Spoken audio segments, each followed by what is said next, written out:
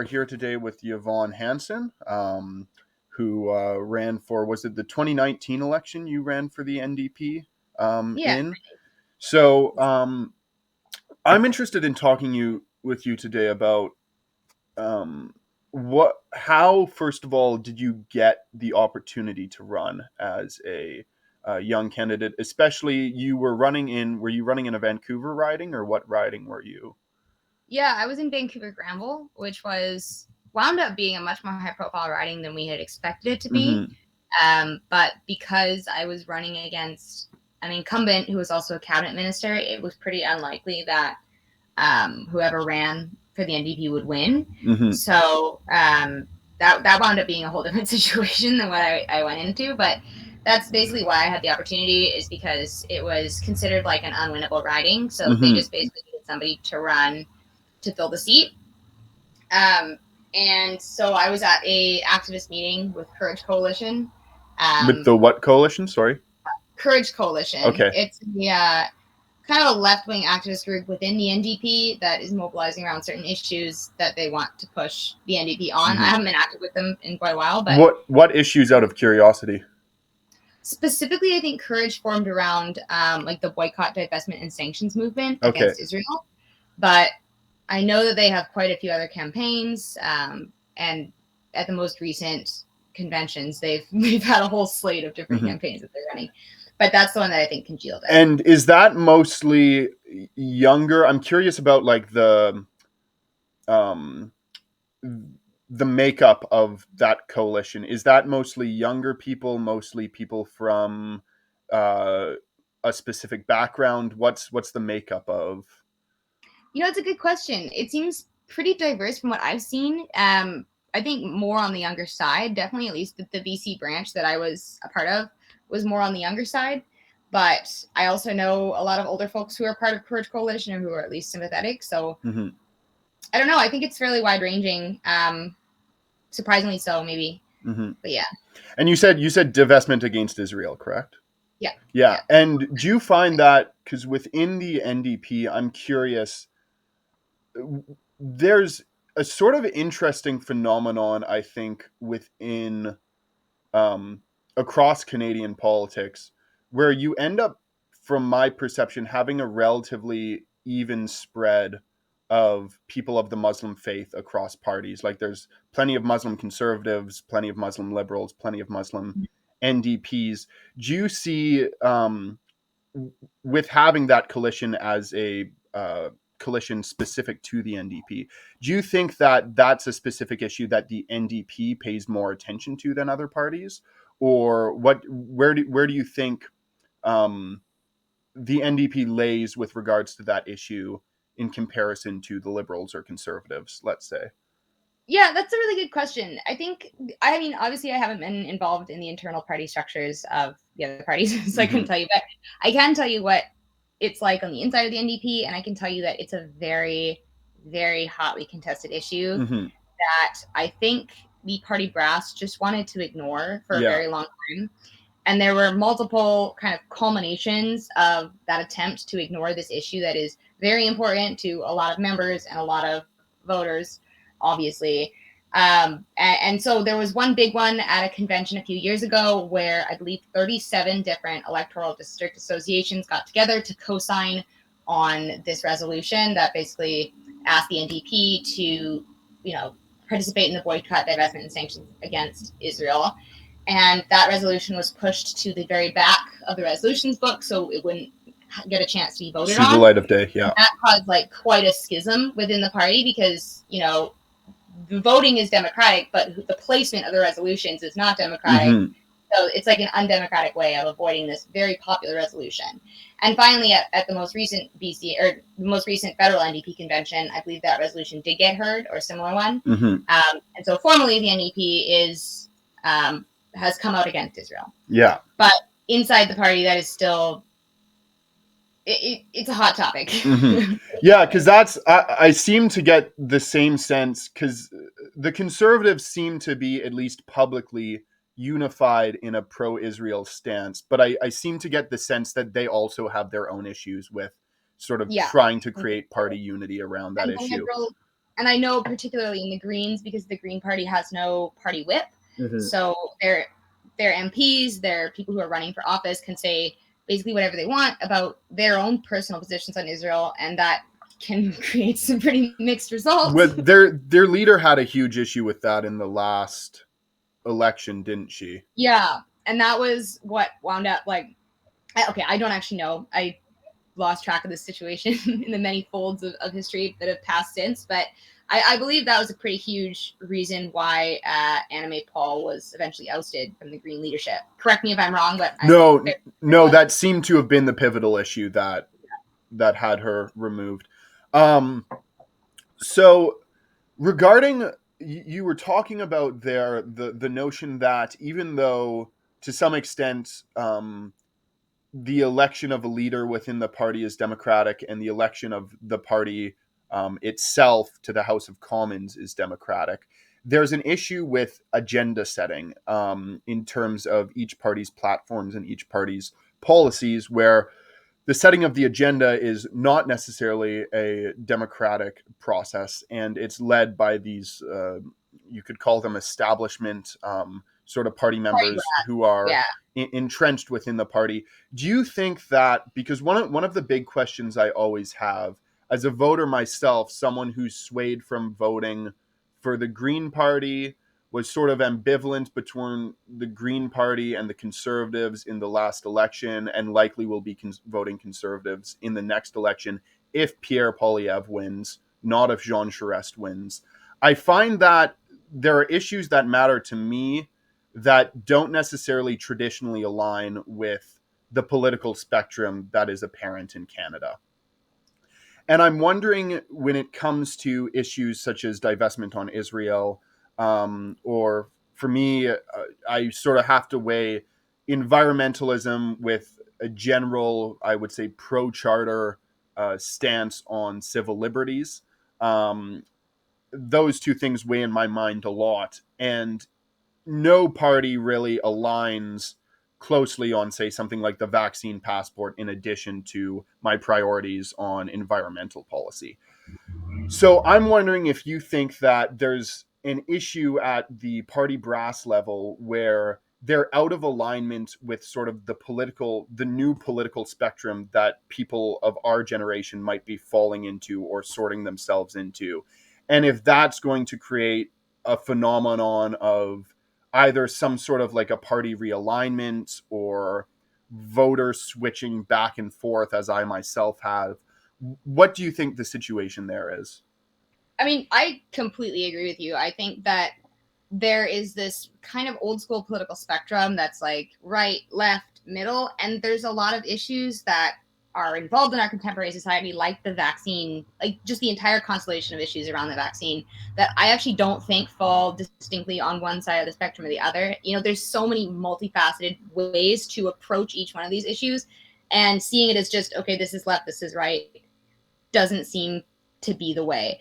I do think that the Green Party, I don't vote Green, but I see how they have a solution to that issue in letting their members say and believe what they want. Mm-hmm. You know, like they've got no party whip, right? So you could have a candidate who is super progressive on the environment and wants climate change, and also is against the vaccine pass and the constellation of issues there. Well, interestingly, I actually think the Green Party in their official platform last election was against the vaccine passport. Although it wasn't an issue they spoke widely about, their platform was against it, at least in the written document itself. So that's one example of how they may be a bit of an outlier in terms of the neat political alignment that the other parties attempt to appear um, to represent. So, in addition to that, as a candidate, when you were running, did you find yourself having to sort of suppress your opinions on any issues when you were putting forward? Either I'm not. Did you participate in debates? Was that something you did during your campaign? Yeah, lots. And it's interesting that we were talking about Israel Palestine earlier, because that was the debate that I prepared for the most. Mm-hmm. Because my opinions about climate action and social justice and stuff align pretty closely with the NDP. I mean, in a lot of cases, I think there's more that they could do or more aggressive tactics that could be taken. But overall, like saying, yeah, let's do this and then let's go further is not controversial in the party. But the Israel-Palestine issue, particularly in my riding, was quite a I took a turn from what the official party line was at that time, and I had to have like people come in and give me schooling about how to approach this topic. And it wound up coming to a head in one debate where I was just straight up asked, like, "Do you support BDS?" And it was actually at like a Jewish temple that this debate was being held. And it also happened to be the day that all of the PPC candidates decided to come out. So there was an entire like section of PPC candidates, and then a bunch of like old Jewish people who live in Shaughnessy. Uh-huh. And I had to come out and just say, yeah, I do support BDS. I don't, condone the Israeli occupation of Palestine. I'm like stuttering thinking about this memory because it was so intense. Mm-hmm. And somebody on the PBC recorded it, so it's out there if you want to see me stammering over words and getting booed off stage. But honestly, I'm a little surprised that the PPC was against you on that issue, because I know there are definitely elements of that party on the other side of the horseshoe. Yeah, when it comes to that I know matter. there are. This particular one, there was some history that Mm-hmm. it's a hilarious story to tell over some drinks, and I will someday tell you. Excellent, but not right now. Probably not right now. So you didn't run in the 2021 election, correct? What made you step back, or what was the decision-making process in choosing not to run again?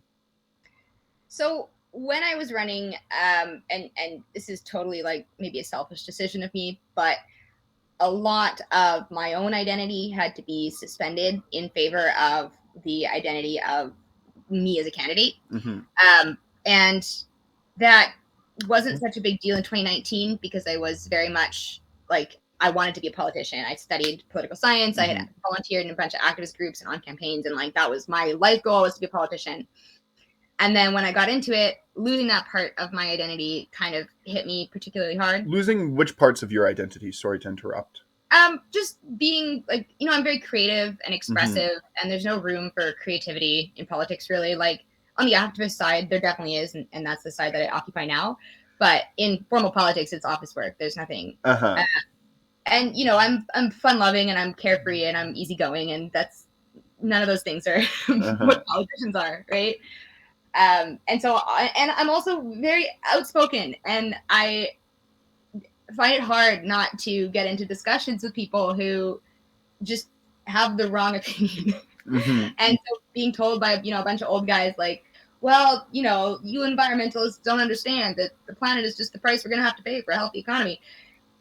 It was just extremely like demoralizing having to just sit there and take that for months on end. So yeah, no, it was not for me.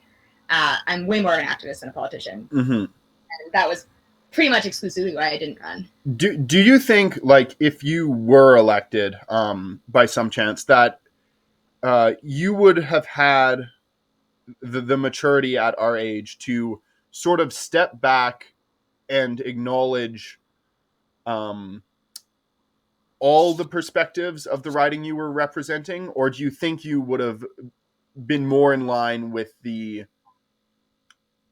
Maybe a better way to phrase this is I think that a lot of the times there's a struggle between representing the policies and platforms that you ran on, and also reconciling that with the fact that we live in a system that's first past the post. Just because you won on an issue doesn't necessarily mean that the majority of your constituents believe in your position on that issue. Do you think that's something that you would have a hard time being able to figure out if there was an issue on a case such as that, where the NDP platform was contrary to your constituents, the overwhelming majority of your constituents' beliefs? How would you figure that in when it comes to voting or to activism or to speaking in public? That's a rough one. Fortunately, I think I would be mostly absolved of that responsibility because the NDP does have a party whip, which means you're basically forced to vote in line with party policy. So if I get elected as an NDP representative, then as an NDP representative, I am representing the party platform first. And that's true of the Liberals, that's true of the Conservatives. The only party that doesn't have a party whip is the Green Party, which, I've got my own issues with that, but I think that if you wanted somebody to answer that question, it'd be a Green Party person. Mm-hmm. And I'm curious now, because that leads me to one of the things, recent phenomenon in Canadian politics, of course, is this apparent pseudo coalition between the NDP and the Liberal government with that agreement they signed. What position, with the presence of a party whip, do you think that puts members of parliament who are in the NDP caucus or in the Liberal caucus in, when now there are these sort of coalition movements that the Liberals and NDP have agreed to collaborate on, and individual members themselves may be greatly opposed to those movements and weren't anticipating the party going in that direction, seeing as there's this sort of compromise that was made? Yeah, I haven't talked to a lot of them, but I do know that there are some, particularly further left NDP members of parliament who loathe the fact that the NDP and the Liberals are working together and think it was an overwhelmingly bad move because it does force compromise on certain issues, and particularly the environment, but also the pandemic response in terms of like CERB benefits and stuff like that was a pretty divisive issue. But yeah, the environment I think is like the big sticking point between the Liberals and the NDP. There's a lot of other like constellation issues for sure, but that's the big one that I think most people in the NDP would have a really hard time voting in line with the Liberal policy. Yeah. I mean, from my perspective, the Liberal policy on the environment is disingenuous at best. Yeah. Like even with carbon pricing, the way they've done carbon pricing, where effectively you pay it, but then it's either redistributed or you get a rebate back on it, or it doesn't really seem to be having effect other than providing some sense of sticker shock for gasoline, which is something people are going to be buying anyways. And carbon pricing, like, the biggest polluters are exempt from it. The military is exempt from it. The oil sands are exempt from it. So if the people who are actually causing the damage are exempt from paying the tax on the damage, then it's really just hurting the people. And the other thing is, I'm not sure what the NDP's thinking is on the carbon credit system. But as I'm sure you're aware, like, from what I've seen, the carbon credit system on the international level has mostly enabled corporations to buy up forests and then claim that the purchase of forests offsets their carbon emissions. So, which it obviously doesn't. But I'm wondering, you were talking earlier about divides in the NDP on the issue of CERB and on the pandemic response. I understand where those divides appear further right on the spectrum, but I'm curious as to what separates the NDP from the Liberals internally, at least from that matter, in terms of policy. I think that, the Liberals are obviously more afraid of spending than the NDP, and obviously more afraid of taxing than the NDP. And in terms of the pandemic response, like CERB, I think wound up being $2,000, and that was, I believe, doubled from what the Liberals had proposed and what the Liberals would have otherwise put through. And it was the NDP in Parliament, the NDP caucus, that actually was able to double that into the $2,000 payment that everybody got, which still wasn't like great, but it, I know a lot of people who had a great time on CERB and were able to survive in Vancouver, which is saying a lot. So yeah, that was kind of what I was talking about there. Do you think here's a question for you. Because there is so much regional variation in affordability, do you think that the best policy approach for CERB would have been to bump the total amount altogether, or to create some sort of regional pricing system based on estimated cost of living per region? What do you think would have been the best approach in that matter? I mean, I think retrospectively, definitely that would have been a better approach. But given the timeline that they had to act, they had like a week, and then society's falling apart. So They kind of just had to do whatever. Like, are we going to do 1,000 or 2,000? Like, let's vote on it. And I'm glad that it came out to be 2,000. I also think anything that takes money out of, corporate hands and puts it in the hands of tax-paying Canadians is a good policy. That said, there was a ton of pandemic responses that the Liberal government did that involved bailing out large corporations that we hate. Well, And that was poorly spent.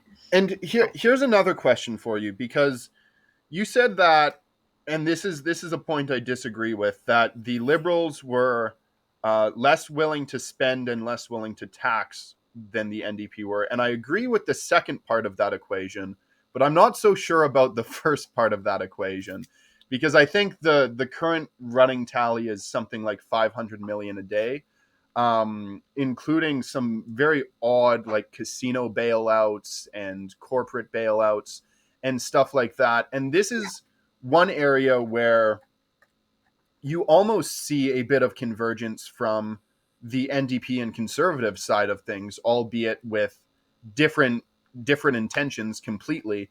But I noticed that during the course of this, both those parties seem to be a bit more hesitant on the massive corporate bailouts and payments, whereas the Liberals seemed much more inclined to provide almost a top-down, or like I suppose you could even call it like a trickle-down pandemic plan, where Yeah. they all their policies seemed structured around keeping the largest businesses open and running at the cost and at the behest of smaller businesses who were Yeah. continually forced to shut down.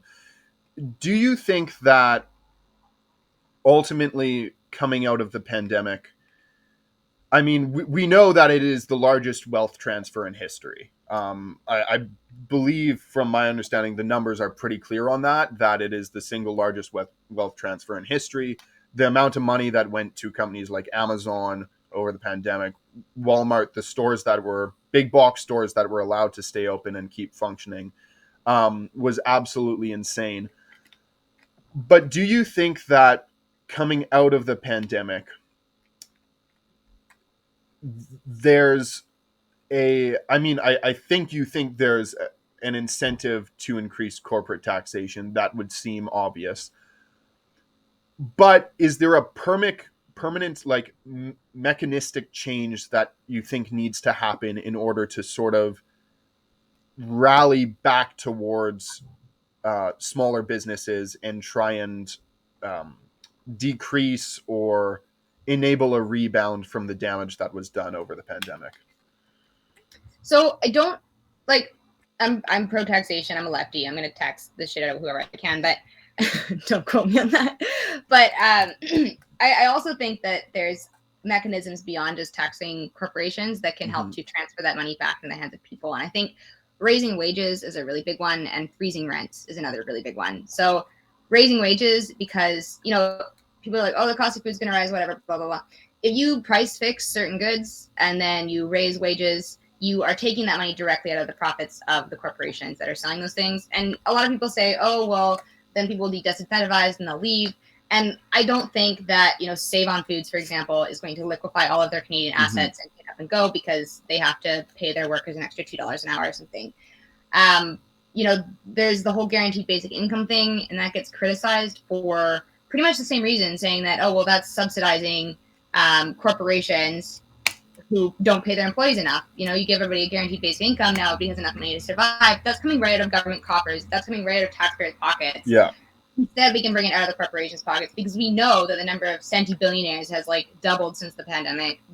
Again, don't quote me on that, but I'm pretty sure it is true. This wealth transfer is occurring, and I completely agree with you. And you know what? Yeah, I should have thought of that.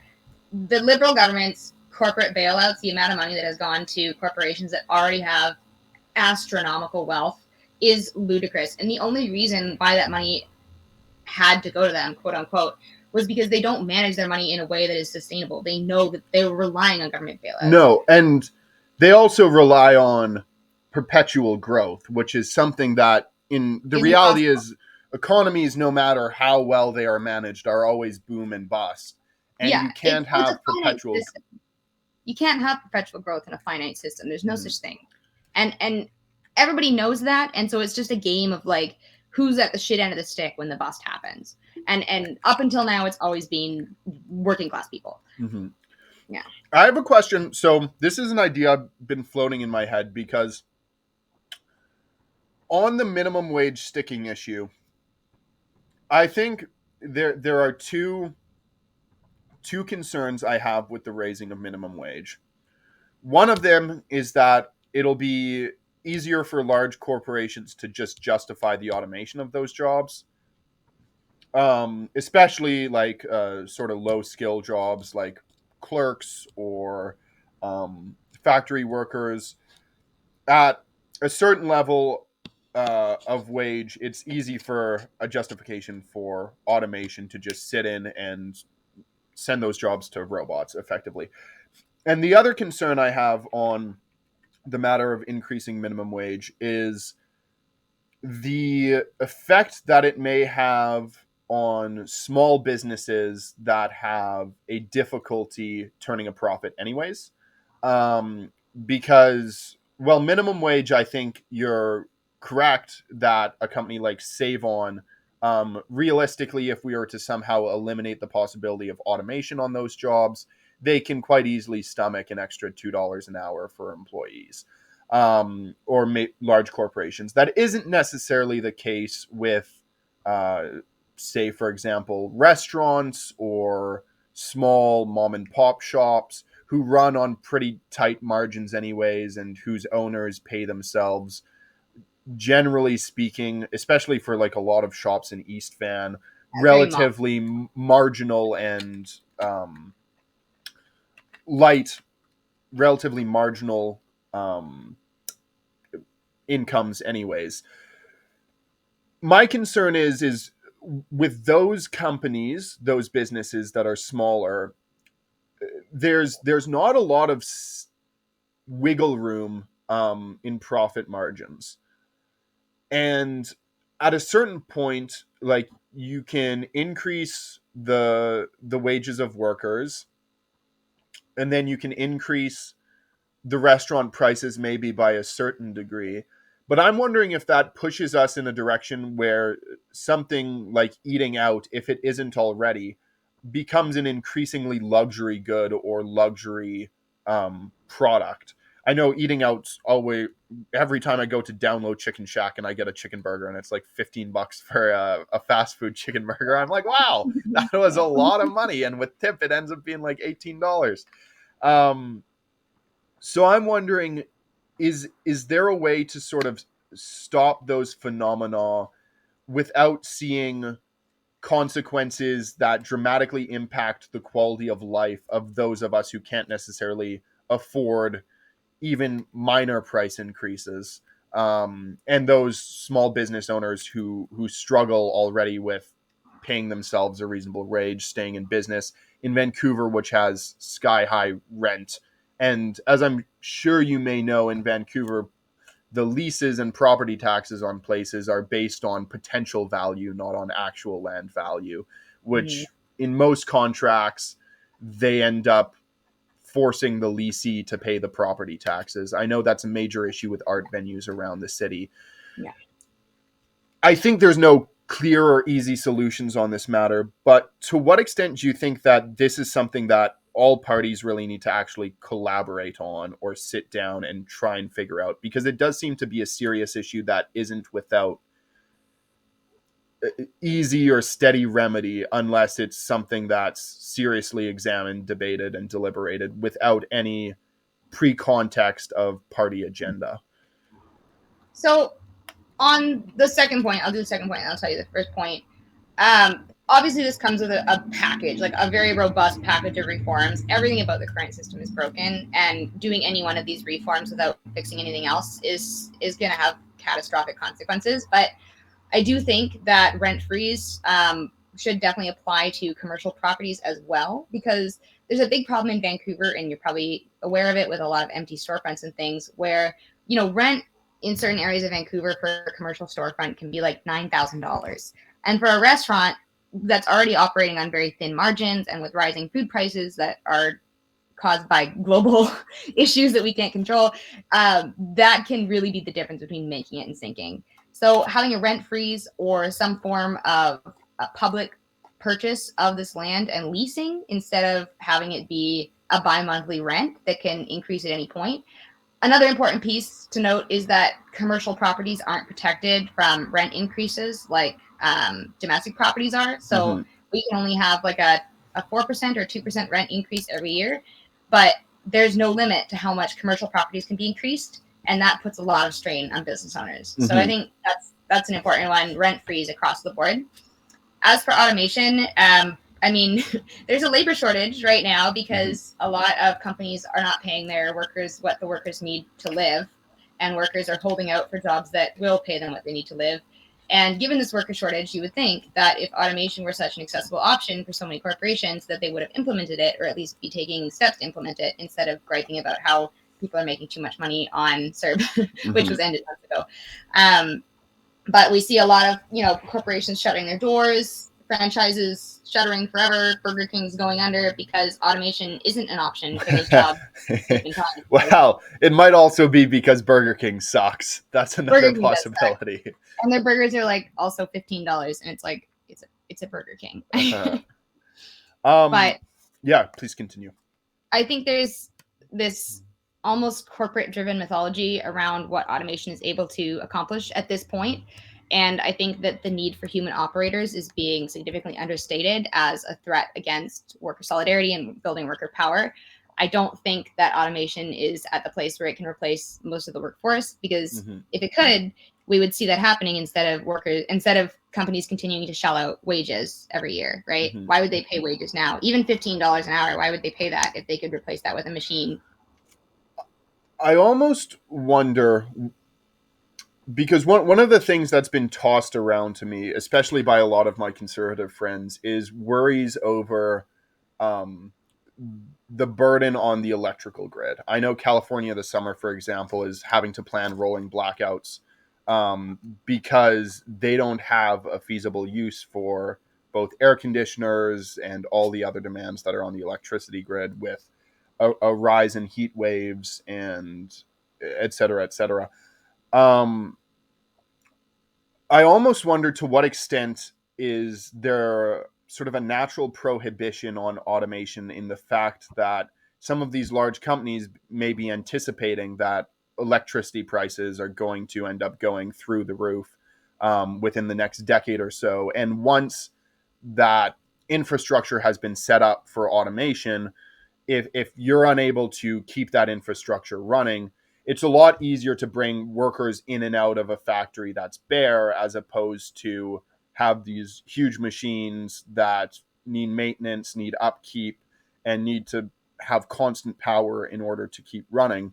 I mean, a factory, for example, can't run if there's rolling blackouts, and power might shut off at any moment, because you're going to end up with stuff breaking, with disasters happening.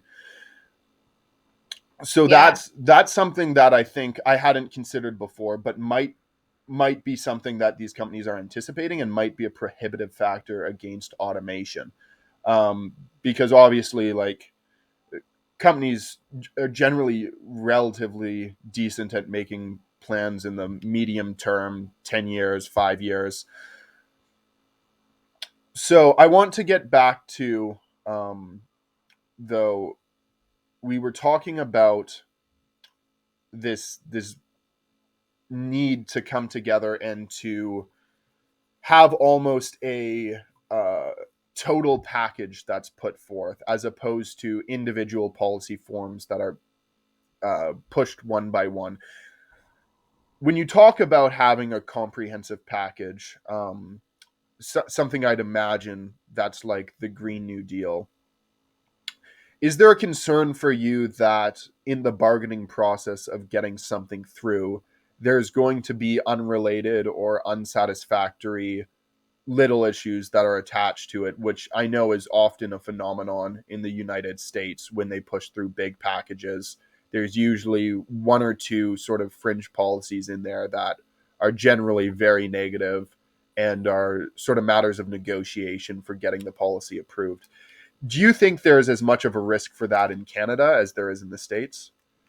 Oh, for sure. And I mean, I remember, I don't remember what the particular controversy was, but there was a big omnibus bill pushed um, by Harper's government shortly before he was voted out. That was like the most controversial thing because it had in tiny print all of these different specifications that were not part of the bill, were not related to the bill at all. And yeah, I mean, my concern wouldn't be so much that. I mean, that does happen all the time and it's extremely annoying and extremely difficult to circumvent. My concern would be that too many concessions are made in the bargaining process, that the bill doesn't have the same impact that it should, which is kind of what we saw with Biden's spending bill last year. It came out strong and looked great, and then so many concessions were made that all of the things that would have propped that up and made it work were taken down, and what was left was something that was doomed to fail. And I think that that is intentionally done a lot to prove that these kinds of large scale overhauls don't work. And so, you'll have this idea of the Green New Deal and they'll take all the legs that support it out and then suddenly it doesn't work. And everybody's like, well, see, it was doomed to fail. And it's like, well, that was by design. Mm-hmm. But, in the negotiation process, I understand that concessions do need to be made.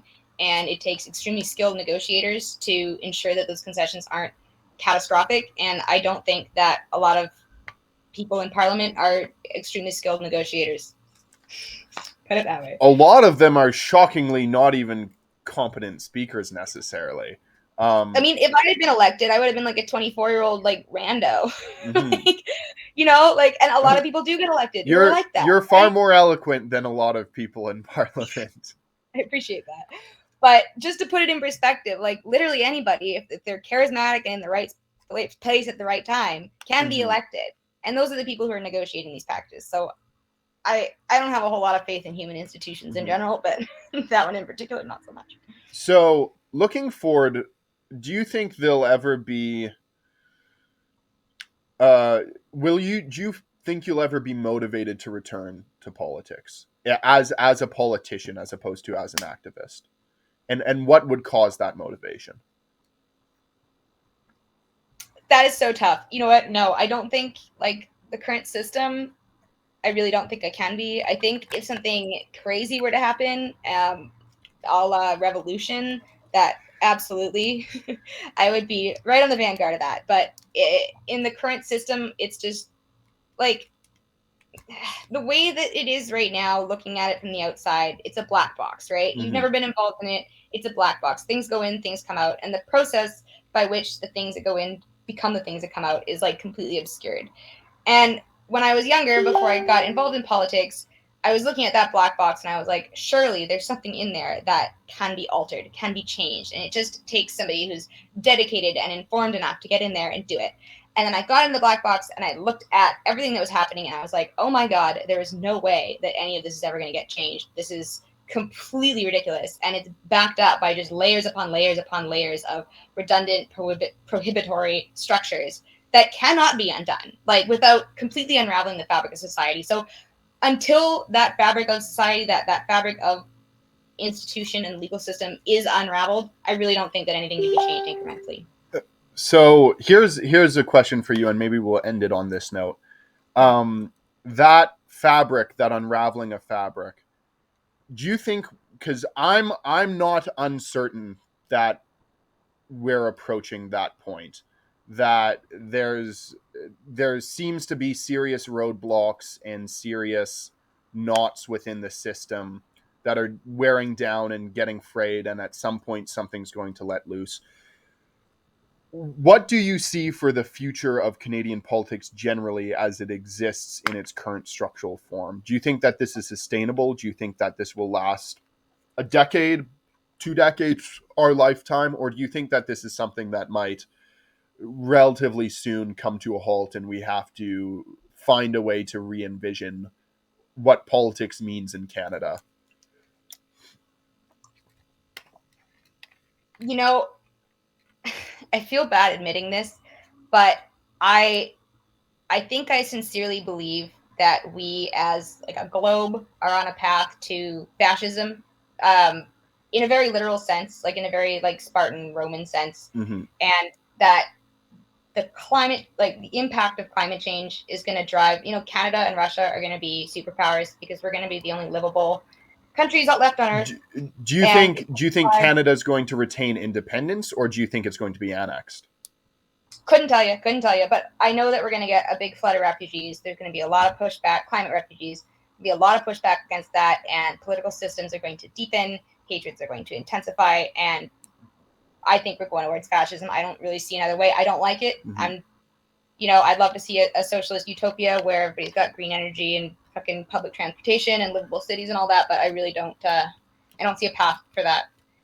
Here's a question for you: if you see that trend towards fascism, do you see that coming from the traditional right, or do you see that coming from some sort of new place or a different place?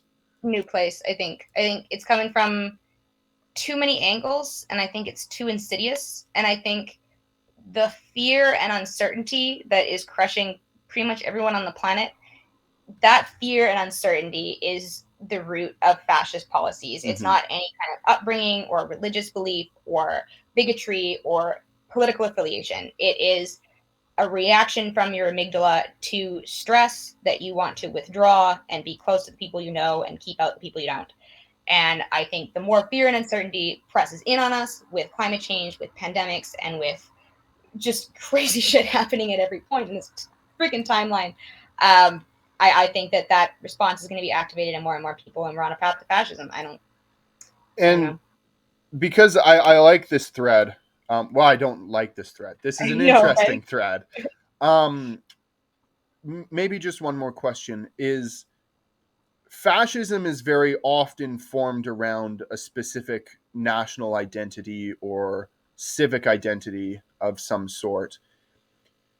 For me, it's hard to imagine in Canada what that identity may catalyze around, especially considering how regionally and often culturally fragmented we are. Where do you see that sort of locust of centricity forming? I think that's a really good question. I don't have a lot of great answers, but I don't think it's going to be nationalism. I think with the internet and with this generation that's been raised in the internet and all coming generations that will be raised with the impact of the internet, I really don't see national identity as being a unifying factor. We do have these sort of nations that have developed online as a result of like the echo chamber effect. I'm sure we're all well aware of how damaging that is to society. And I think that those echo chambers are going to form the basis of new, social categories that transcend national borders. So there's almost going to be an ideological fascism of some sort. Yeah, Where, yeah. I mean, we see it today. mm-hmm. We see it on the left. We see it on the right. We see different social movements that transcend borders, and even when you see people posting things, about what's happening in another country, that's evidence that our political ideology is transcending the borders of our own country. I think borders will matter very much, but nations won't. If that makes sense. Yeah, yeah. Awesome. Well, thank you very much, Yvonne. I really enjoyed the conversation. And Yeah, thanks. And those were great questions. You really got me thinking about a lot of stuff. So take I care. appreciate Have a lovely day.